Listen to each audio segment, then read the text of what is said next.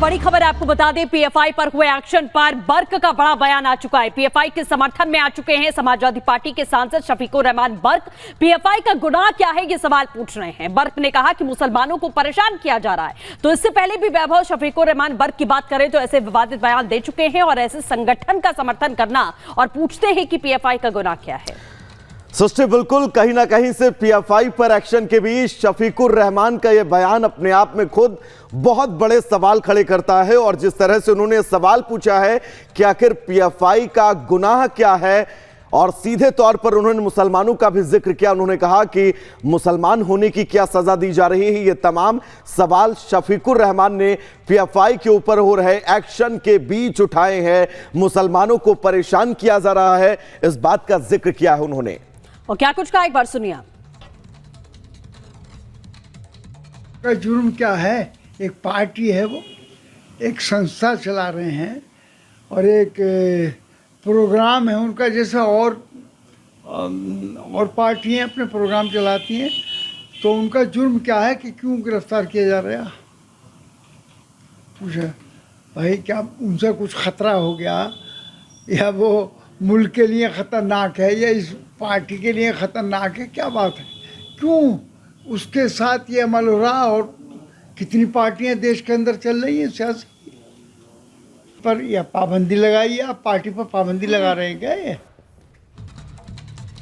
तो सिर्फ शफीकुर रहमान बर्क ही नहीं, बल्कि आपको बता दें पूरे देश में बहुत सारे लोग ऐसे हैं जो समर्थन कर रहे हैं। केरल में भी बंद का ऐलान कर दिया गया है। आपको बता दें कि मात्र केरल से पीएफआई के 106 लोगों की गिरफ्तारी की गई थी, जिसके बाद से नाराजगी और प्रदर्शन की तस्वीरें भी हमने देखी कि चाहे वो केरल हो या देश के अलग अलग इलाके हो, जहां पर पीएफआई के समर्थन में इस वक्त जो है लोग नारेबाजी करते हुए कल भी दिखाई दिए। और दो तस्वीरें हम आपको दिखा रहे हैं जिसके जरिए हम आपको यह बताना चाह रहे हैं कि किस तरीके से केरल में बंद का ऐलान किया गया है। सच बिल्कुल, क्योंकि 2006 वो साल जब पीएफआई संगठन जो है वो बनाया गया, उसकी शुरुआत की गई सिमी पर बैन के बाद, और केरल से ही इस संगठन की शुरुआत हुई। तो केरल में अब लगातार पीएफआई के खिलाफ जो एक्शन एनआईए की तरफ से किया जा रहा है, इस एक्शन के बीच आज केरल में बंद बुलाया गया है।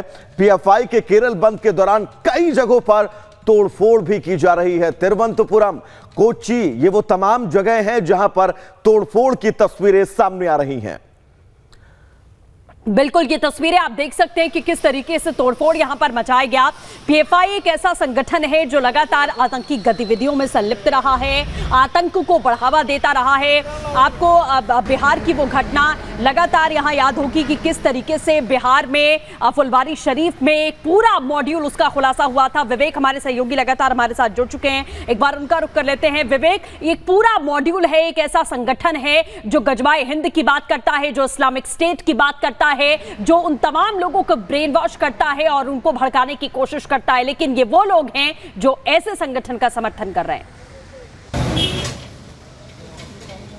बिल्कुल सृष्टि और वैभव, ये वो लोग हैं जो भारत को इस्लामिक स्टेट बनाने की दिशा में काम कर रहे हैं। ऐसे तमाम गंभीर आरोप लगते रहे और टेरर फंडिंग को लेकर जिस तरह के आरोप लगते रहे हैं, उसके बाद से लगातार एनआईए और ईडी ने जबकि कार्रवाई की है तो कई सारी चीजें निकलकर सामने आ रही हैं। आपको बता रहे कि कल जब 93 जगहों पर यह कार्रवाई की गई, तकरीबन 14 से ज्यादा शहरों में, राज्यों में, तो उसके बाद जो स्थिति निकलकर सामने आई, केरल में सबसे ज्यादा तकरीबन 40 जगहों पर रेड की गई थी। और केरल में सबसे ज्यादा असर इसका यह दिख रहा है कि केरल में पीएफआई संगठन बौखला गया है। और केरल में आज सुबह 6 बजे से लेकर शाम 6 बजे तक यह ऐलान किया गया है कि आज जो है पीएफआई पूरे केरल को बंद रखेगा, हड़ताल की जाएगी। और जो तस्वीरें सामने आई हैं, जो हमने देखी है, उन तस्वीरों में कुछ वाहनों में तोड़फोड़ भी की गई है सृष्टि और वैभव। और यह बताता है कि पीएफआई किस कदर बौखला गया इस पूरी कार्रवाई से।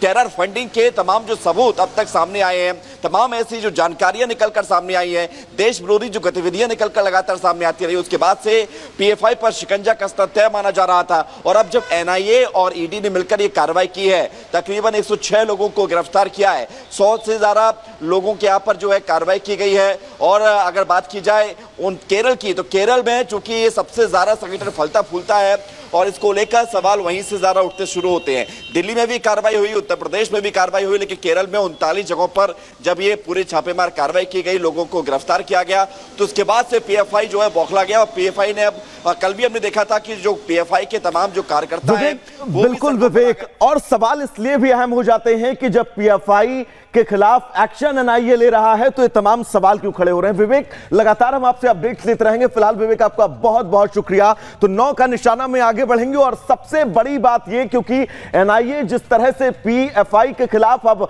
लगातार एक्शन मूड में है, बताया ये जा रहा है कि ये अब तक का सबसे बड़ा एक्शन है। और दूसरी सबसे अहम बात ये, गृह मंत्रालय लगातार इस पूरे ऑपरेशन पर नजर रख रहा है। बैठकों का दौर लगातार जारी है। इस रिपोर्ट के जरिए समझिएगा।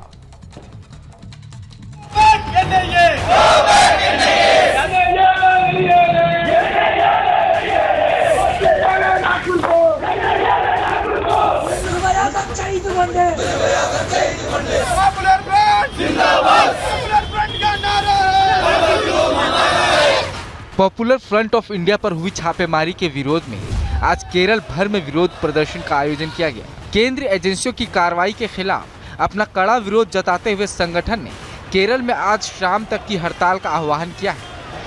आज तक एनआईए ये कुछ भी सबूत देश के सामने नहीं रख पाई कि पीएफआई कहां और किस जगह देशद्रोही में मुलव्वस है। ये तो मुसलमान की बदकिस्मती कहिए कि आज भी हजारों बच्चे दहशतगर्दी के नाम पर जेलों में बंद हैं और वो बच्चे 15 साल, 20 साल, 30 साल, एक लड़का 32 साल के अंदर कोर्ट से बाइज्जत बरी हुआ।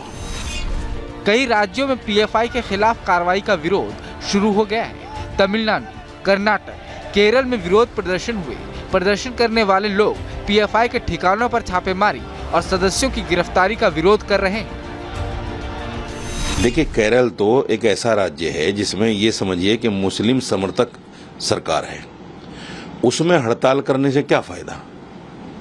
अगर आपको हड़ताल करनी है तो दिल्ली जैसी जगह में आओ, दिल्ली में बात करो जहां सुनवाई भी होगी। वहां तो आपकी समर्थक हुकूमत है, मुसलमानों की समर्थक हुकूमत है, उससे क्या फायदा होगा? केंद्रीय गृह मंत्री अमित शाह ने 29 अगस्त को एनआईए, ईडी और आईबी के अधिकारियों के साथ एक महत्वपूर्ण बैठक की थी। इस बैठक में राष्ट्रीय सुरक्षा सलाहकार अजीत डोभाल और गृह सचिव अजय कुमार भल्ला भी मौजूद थे। इस बैठक में पीएफआई से जुड़े लोगों पर कार्रवाई करने के निर्देश दिए गए।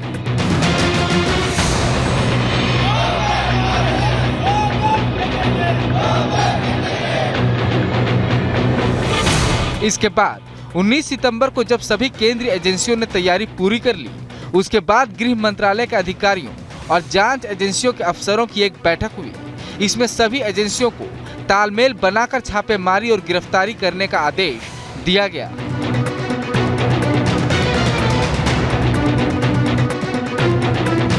पीएफआई और विवादों का पुराना नाता रहा है। कई देश विरोधी गतिविधियों में इसका नाम सामने आ चुका है। किसान आंदोलन, एजेंसियों को किसान आंदोलन के दौरान पीएफआई की ओर से हिंसा की जानकारी मिली थी। इसके बाद मेरठ समेत कई स्थानों पर पीएफआई के ठिकानों पर छापे मारे गए थे। नुपुर शर्मा विवाद और हिंसा। नुपुर शर्मा विवाद के बाद कानपुर से लेकर प्रयागराज तक हिंसा भड़कने की साजिश में इस संगठन से जुड़े लोगों की गिरफ्तारियां हुई थी। सीएए, एनआरसी, जब दिल्ली और देश के कई राज्यों में नागरिकता संशोधन कानून के विरोध में हिंसक प्रदर्शन हुए थे, तब भी उसके पीछे पीएफआई का हाथ बताया गया था। हिजाब विवाद, कर्नाटक के स्कूलों में हुए हिजाब विवाद में भी पीएफआई संगठन का नाम सामने आया था। सीएफआई ने हिजाब के लिए हंगामा शुरू किया है। माना जाता है कि सीएफआई पीएफआई का ही स्टूडेंट यूनियन है। आरएसएस नेता की हत्या। साल 2016 में बेंगलुरु के आरएसएस नेता रुद्रेश की हत्या 2 अज्ञात बाइक सवारों ने की थी। इस हत्या में गिरफ्तार 4 आरोपी पीएफआई से जुड़े थे। राष्ट्रीय जांच एजेंसी और गृह मंत्रालय लंबे समय से पीएफआई की गतिविधियों पर नजर बनाए हुए था। साल 2017 में एनआईए ने गृह मंत्रालय को सौंपी अपनी रिपोर्ट में पीएफआई के आतंकी गतिविधियों में शामिल होने के चलते बैन लगाने की मांग की थी। कई और राज्य समय समय पर बैन लगाने की मांग कर चुके हैं। Bureau report, Republic Bharat.